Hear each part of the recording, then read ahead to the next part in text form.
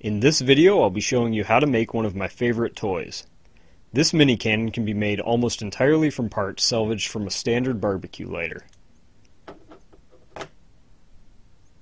The first step to making this mini cannon will be to find the widest bodied barbecue lighter available. The wide lighter indicates a large gas reservoir, which is what is going to make up the main body of our mini cannon. The lighter should now be disassembled by removing any screws and cutting along the safety sticker.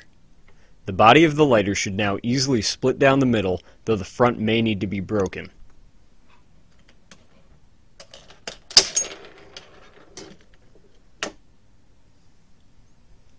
At this point, the gas line and wires will now be exposed.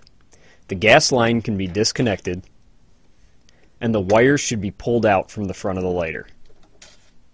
Now with the gas line disconnected and the wires pulled from the front of the lighter, you can extract this gas chamber. Now this piece right here, which can be easily removed, is the piezoelectric igniter. This is what is going to be used to create the spark which ignites the cannon.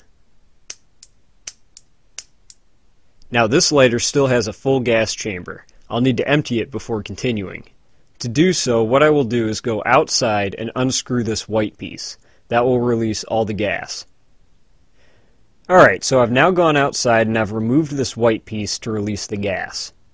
I must now take this white piece and remove the brass valve out of it.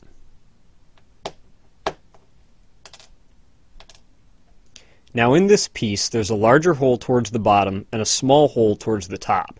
What I need to do is take a drill bit and make it all the same size, which means I need to bore out that small section.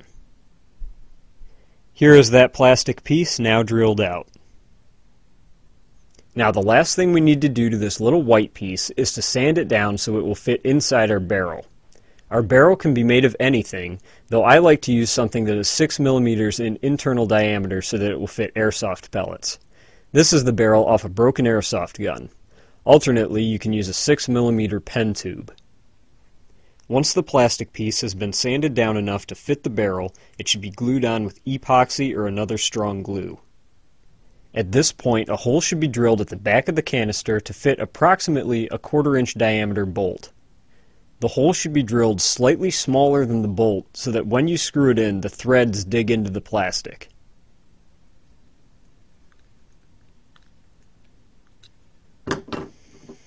The next thing we are going to do is to take 2 of these self-tapping screws and screw them through the wall of our chamber. The goal is to screw them in so that they will come very close to touching in the center. This is where our spark is going to jump across once we have our piezoelectric igniter hooked up. When you are putting these screws in, stop when there is still a small gap. It is now time to install the piezoelectric igniter. This installs right back into the cylinder, right where it was in the lighter. Now both of the wires on this igniter need to be wrapped around underneath the screw heads. The screws can then be tightened down fully onto those wires. Once you are confident that both of these wires have a good connection, you can go ahead and cover the heads of the screws with hot glue. You can see I've already done so on this cannon.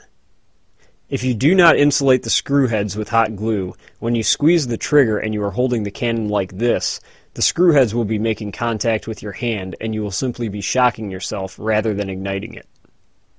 With the hot glue now over the heads of the screws on this cannon, it is now ready to fire. A final touch, however, is to add the trigger from the original lighter back to the cannon. The trigger does not fit as is right back on top of the piezo because the barrel is now in the way. What needs to be done is to have the top of the trigger chopped down. You can see I've chopped down the trigger so that there's enough room for it to slide over the piezo. It can now be hot glued in place and the cannon is ready to fire. Now to fire this cannon, first I will remove the rear plug.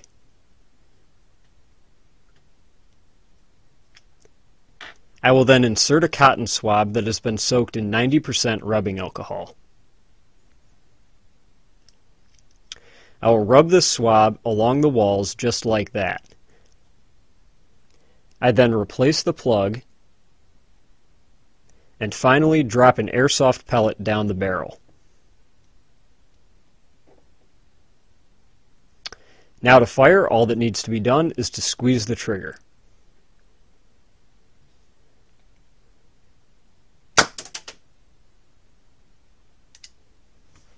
The only thing that must be done between repeat shots is to blow through the back end of the chamber so that all the old gas is cleared. And that is all there is to it to build this miniature combustion cannon.